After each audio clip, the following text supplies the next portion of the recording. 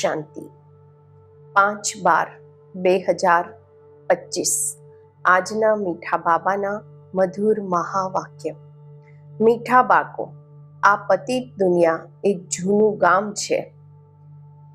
આ તમારા રહેવા લાયક નથી. તમને હવે પાવન દુનિયામાં ચાલવાનું છે. પ્રશ્ન છે, બાપ પોતાના બાળકોને ઉન્નતિની કઈ એક યુક્તિ બતાવે છે? ઉત્તર છે, બાળકો, તમે આજ્ઞાકારી બની બાપ દાદાની મત પર ચાલતા રહો. બાપ દાદા બંને ભેગા છે, એટલે જો આમના કહેવાથી કંઈક નુકસાન પણ થયું તો પણ રેસ્પોન્સિબલ બાપ છે, જવાબદાર બાપ છે.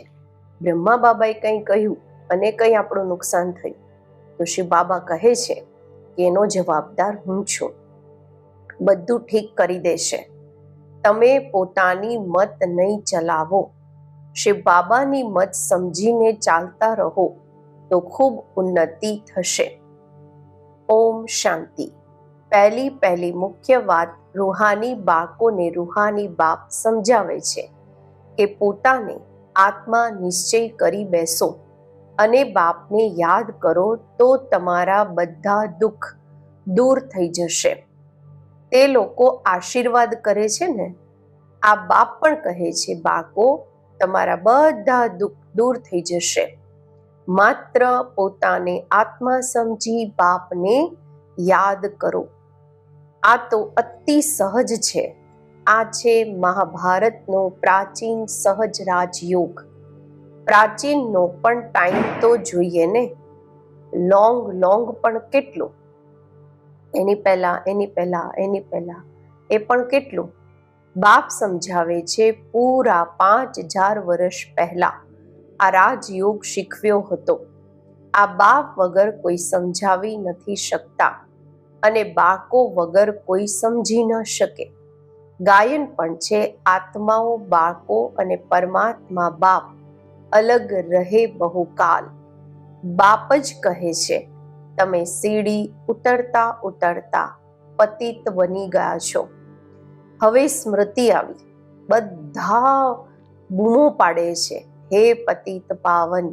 કળિયુગમાં પતિત જ હોય છે, સતયુગમાં હોય છે પાવન. તે છે જ પાવન દુનિયા.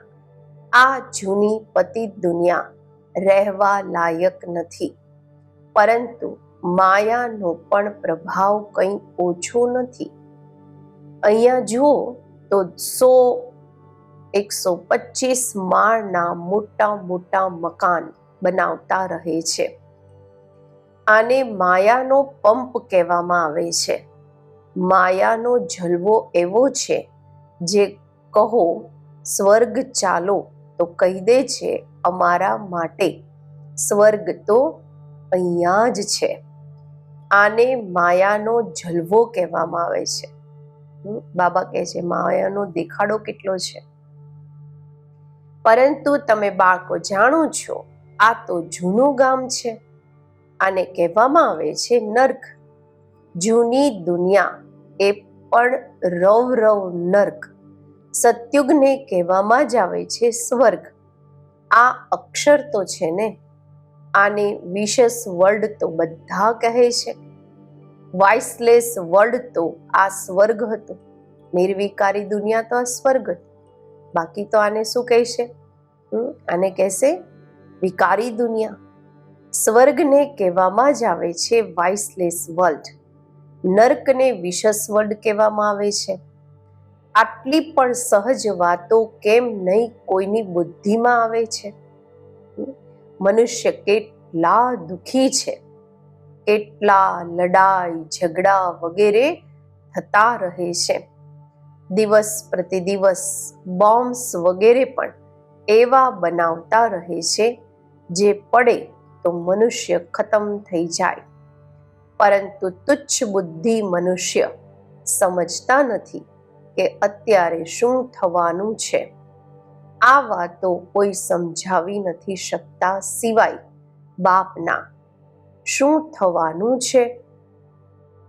શું થવાનું છે?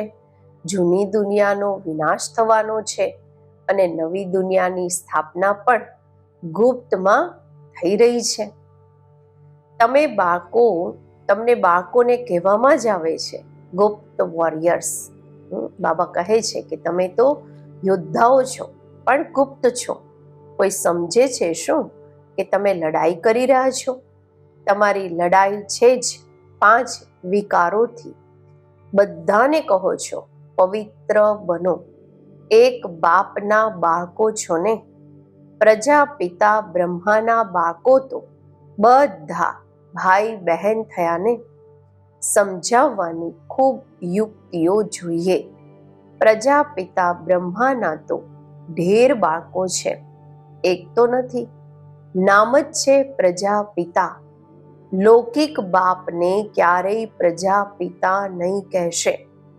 પ્રજાપિતા બ્રહ્મા છે તો એમના બધા બાળકો આપસમાં ભાઈ બહેન બ્રહ્મા કુમાર કુમારીઓ થયા ને.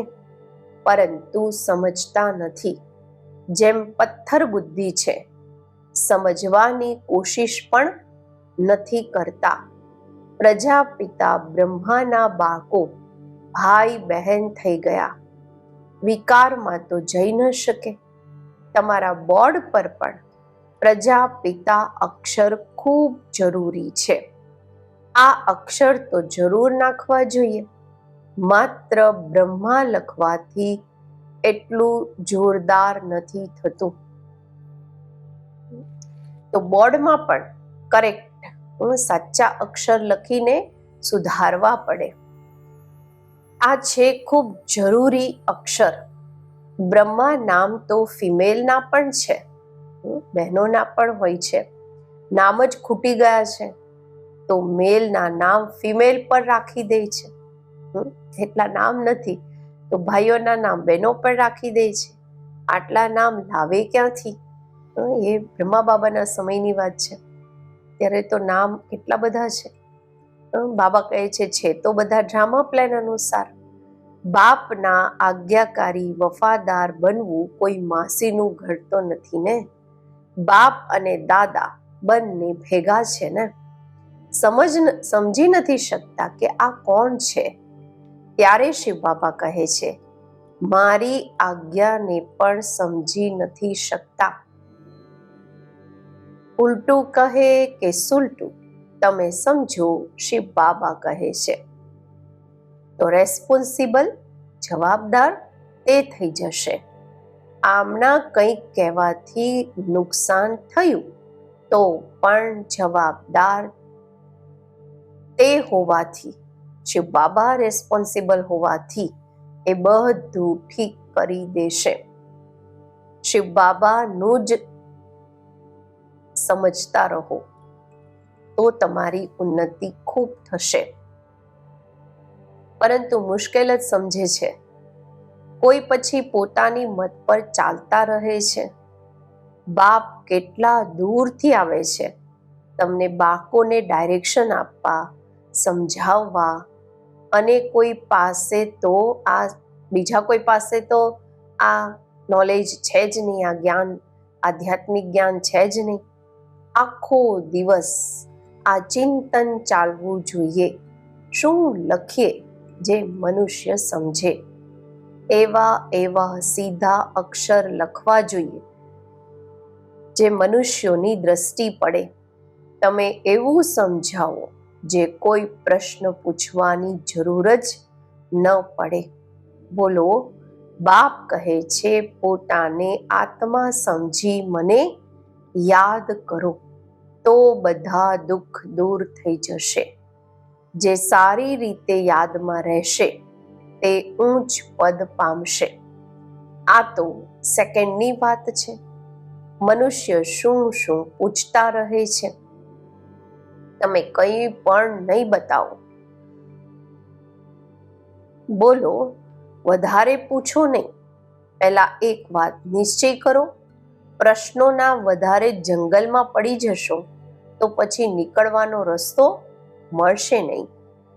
જેમ ભાગી હોય છે, ધુમ્મસ હોય છે, ત્યારે મનુષ્ય મૂંઝાઈ જાય છે, તો પછી નીકળી નથી શકતા. આ પણ એવું છે, મનુષ્ય ક્યાંથી ક્યાં માયા તરફ નીકળી જાય છે. એટલે પહેલા બધાને એક વાત સમજાવો, બતાવો કે તમે તો આત્મા છો અવિનાશી. બાપ પણ અવિનાશી છે, પતિત પાવન છે, તમે છો પતિત. હવે યા તો ઘરે જવાનું છે અથવા નવી દુનિયામાં જવાનું છે.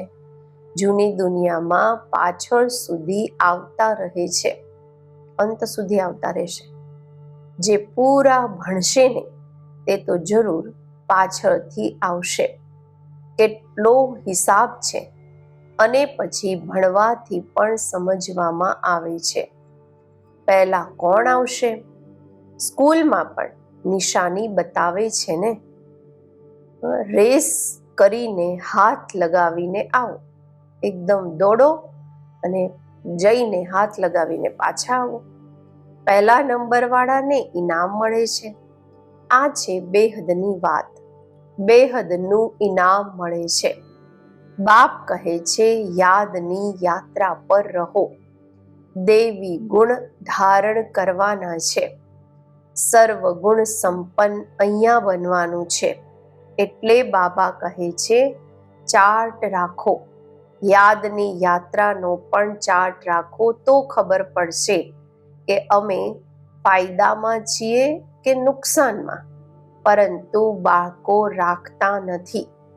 બાબા કહે છે પરંતુ બાળકો કરતા નથી. ઘણા થોડા કરે છે, એટલે માળા પણ કેટલા થોડાની જ છે. 8 મોટી સ્કોલરશીપ લેશે, પછી 108 પ્લસમાં રહે છે ને. પ્લસમાં કોણ જશે? બાદશાહ અને રાણી. ખૂબ થોડોક જ ફરક રહે છે. તો બાપ કહે છે પહેલા પોતાને આત્મા સમજો અને બાપને યાદ કરો. આ છે યાદની યાત્રા. બસ આ બાપનો મેસેજ આપવાનો છે. ટીક ટીક કરવાની જરૂર નથી. મન મના ભવ. દેહના બધા સંબંધ છોડી જૂની દુનિયામાં બધાનો બુદ્ધિથી ત્યાગ કરવાનો છે. કારણ કે હવે પાછા જવાનું છે, અશરીરી બનવાનું છે. અહીંયા બાબા યાદ અપાવે છે, પછી આખા દિવસમાં બિલકુલ યાદ પણ નથી કરતા, શ્રીમત પર નથી ચાલતા, બુદ્ધિમાં બેસતું જ નથી. બાપ કહે છે નવી દુનિયામાં જવાનું છે, તો તમો પ્રધાનથી સતો પ્રધાન બનવાનું છે. બાબાએ આપણને રાજ્ય ભાગ્ય આપ્યું, અમે પછી આવી રીતે ગુમાવ્યું. 84 જન્મ લીધા, લાખો વર્ષની વાત નથી. ઘણા બાળકો અલફને ન જાણવાના કારણે પછી ઘણા પ્રશ્ન પૂછતા રહે છે. બાપ કહે છે પહેલા મામેકમ યાદ કરો તો પાપ કપાઈ જશે, અને દેવી ગુણ ધારણ કરો તો દેવતા બની જશો. બીજું કંઈ પૂછવાની જરૂર જ નથી. અલફને ન સમજ્યા તો બે તેની ટીક ટીક કરવાથી પોતે પણ મૂંઝાઈ જાય છે, પછી તંગ થઈ જાય છે. બાપને ન ઓળખ્યા ત્યાં સુધી બાદશાહી કે બીજી કઈ પણ વાતોને કેવી રીતે સમજી શકશે? પછી પોતે પણ મૂંઝાય, બીજા પણ તંગ થઈ જાય. બાપ કહે છે પહેલા અલફને જાણવાથી બધું જાણી જશે. મારા દ્વારા મને જાણવાથી તમે બધું જ જાણી જશો, બાકી જાણવાનું કંઈ રહેશે જ નહીં. એટલે 7 દિવસ રાખવામાં આવે છે. 7 દિવસમાં ઘણું સમજી શકે છે, પરંતુ નંબરવાર સમજવા વાળા હોય છે. કોઈ તો કંઈ પણ સમજતા નથી. તે શું રાજા રાણી બનશે? એકની ઉપર રાજાઈ કરશે શું? દરેકને પોતાની પ્રજા બનાવવાની છે. ટાઈમ ખૂબ વેસ્ટ કરે છે. બાપ તો કહે છે બિચારા છે. ભલે કેટલા પણ મોટા મોટા પદવાળા છે, પરંતુ બાપ જાણે છે આ તો બધું જ માટીમાં મળી જવાનું છે. બાકી થોડો સમય છે. વિનાશ કાળે વિપરીત બુદ્ધિવાળાનો તો વિનાશ થવાનો છે. અમારી આત્માઓની પ્રીત બુદ્ધિ કેટલી છે તે તો સમજી શકે છે. કોઈ કહે છે 1-2 કલાક યાદ રહે છે. શું લૌકિક બાપને તમે લૌકિક બાપ સાથે તમે 1-2 કલાક જ પ્રેમ રાખો છો? આખો દિવસ બાબા બાબા કરતા રહો છો? અહીંયા ભલે બાબા બાબા કહે છે, પરંતુ હડ્ડી પ્રીત થોડી છે, જીગરી દિલની પ્રીત થોડી છે. વારંવાર કહે છે શિવ બાબાને યાદ કરતા રહો. સાચું સાચું યાદ કરવાનું છે. ચાલાકી તો ચાલી ન શકે, હોશિયારી નથી કરવાની. ઘણા છે જે કહે છે અમે તો શિવ બાબાને ખૂબ યાદ કરીએ છીએ, પછી તે તો ઉડવા લાગી પડે ને. બાબા બસ અમે તો જઈએ છીએ સરવા પર અનેકોનું કલ્યાણ કરવા. જેટલા ઘણાને અનેકોને સંદેશ આપશો એટલા યાદમાં રહેશો. ઘણી બાળકીઓ કહે છે બંધન છે. અરે બંધન તો આખી દુનિયાને છે. બંધનને યુક્તિથી કાપવાના છે. યુક્તિઓ ઘણી છે. સમજો કાલે મરી જઈએ છીએ, પછી બાળકોને કોણ સંભાળશે? જરૂર કોઈ ને કોઈ સંભાળવા વાળા નીકળી જશે ને. અજ્ઞાન કાળમાં તો બીજા લગ્ન કરી લે છે. આ સમયે તો લગ્ન પણ મુસીબત છે. બાબા કહે છે કે કોઈને થોડા પૈસા આપીને બોલો બાળકોને સંભાળો.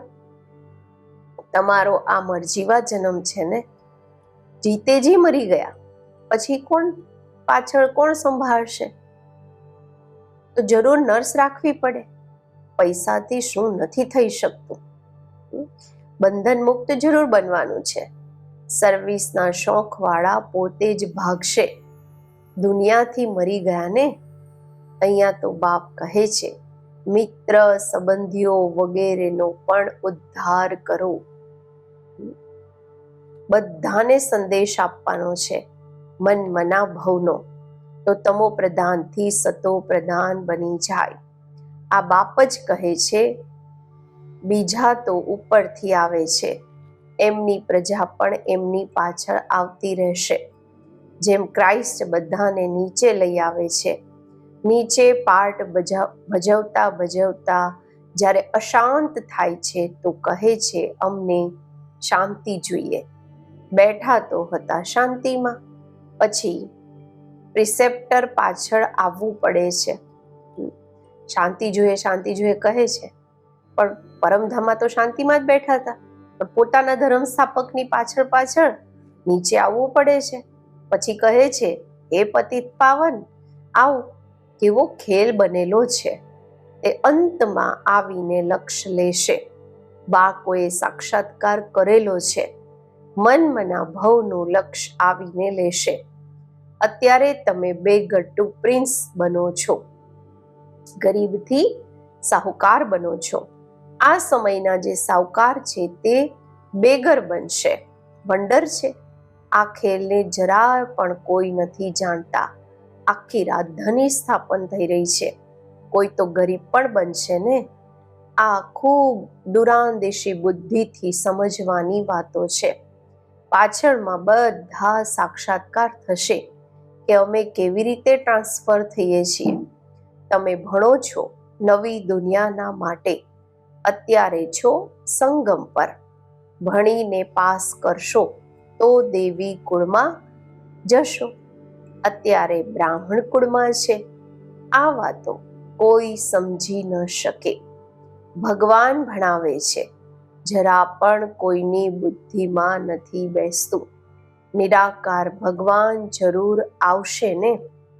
આ ડ્રામા ખૂબ વન્ડરફુલ બનેલો છે. એને તમે જાણો છો અને પાઠ ભજવી રહ્યા છો. ત્રિમૂર્તિના ચિત્ર પર પણ સમજાવવું પડે. બ્રહ્મા દ્વારા સ્થાપના, વિનાશ તો ઓટોમેટિકલી થવાનો જ છે. માત્ર નામ રાખી દીધું છે. આ પણ ડ્રામા બનેલો છે. મુખ્ય વાત છે પોતાને આત્મા સમજી બાપને યાદ કરો તો કાટ ઉતરી જાય. સ્કૂલમાં જેટલા સારી રીતે ભણશો, ખૂબ કમાઈ થશે. તમને 21 જન્મના માટે હેલ્થ વેલ્થ મળે છે. ઓછી વાત છે શું? અહીંયા ભલે વેલ્થ છે, ધન છે, પરંતુ ટાઈમ નથી, તો પુત્ર પોતરા ખાઈ નથી શકતા. બાપે બધું આ સેવામાં લગાવી દીધું તો કેટલું જમા થઈ ગયું? બધાનું થોડી જમા થાય છે. આટલા લખપતિ છે, પૈસા કામ આવશે નહીં. બાપ લેશે જ નહીં છે, પછી આપવું પડે. અચ્છા, મીઠા મીઠા સિકિલધા બાકો પ્રત્યે માત પિતા બાપ દાદાના યાદ પ્યાર અને ગુડ મોર્નિંગ. રૂહાની બાપના રૂહાની બાકોને નમસ્તે. આપણે રૂહાની બાકોના રૂહાની બાપને નમસ્તે. ધારણા માટે મુખ્ય સાર. પહેલું છે, બંધન કાપવાની યુક્તિ રચવાની છે. જીગરી બાપથી પ્રીત રાખવાની છે. બાપનો બધાને સંદેશો આપીએ, બધાનું કલ્યાણ કરવાનું છે. બીજું, દુરાંદેશી બુદ્ધિથી આ બેહદના ખેલને સમજવાનું છે. બેગટું પ્રિન્સ બનવાના ભણતર પર પૂરું ધ્યાન આપવાનું છે. યાદનો સાચો ચાર્ટ રાખવાનો છે. આજનું વરદાન, સંકલ્પરૂપી બીજને કલ્યાણની શુભ ભાવનાથી ભરપૂર રાખવાવાળા વિશ્વ કલ્યાણકારી ભવ. જેમ આખા વૃક્ષનો સાર બીજમાં હોય છે, એમ સંકલ્પરૂપી બીજ દરેક આત્માના પ્રત્યે, પ્રકૃતિના પ્રત્યે શુભ ભાવના વાળા હોય. સર્વને બાપ સમાન બનાવવાની ભાવના હોય. નિર્બળને બળવાન બનાવવાની, દુઃખી અશાંત આત્માને સદા સુખી શાંત બનાવવાની ભાવનાનો રસ કે સાર દરેક સંકલ્પમાં ભરેલો હોય. કોઈ પણ સંકલ્પરૂપી બીજ આ સારથી ખાલી અર્થાત વ્યર્થ ન હોય. કલ્યાણની ભાવનાથી સમર્થ હોય ત્યારે કહેશે બાપ સમાન વિશ્વ કલ્યાણકારી આત્મા. સ્લોગન છે, માયાના ઝમેલાઓથી ગભરાવાની બદલે પરમાત્મા મેળાની મોજ મનાવતા રહો. અવ્યક્ત ઈશારા. હવે સંપન્ન કે કર્માતીત બનવાની ધૂન લગાવો. કર્માતીત બનવાના માટે અશરીરી બનવાનો અભ્યાસ વધારો. શરીરના બંધન, કર્મના બંધન, વ્યક્તિઓના બંધન, વૈભવોના બંધન, સ્વભાવ સંસ્કારોના બંધન, કોઈ પણ બંધન પોતાની તરફ આકર્ષિત ન કરે. આ બંધન જ આત્માને ટાઈટ કરી દે છે. આના માટે સદા નિર્લિપ્ત અર્થાત ન્યારા અને અતિ પ્યારા બનવાનો અભ્યાસ કરો. ઓમ શાંતિ.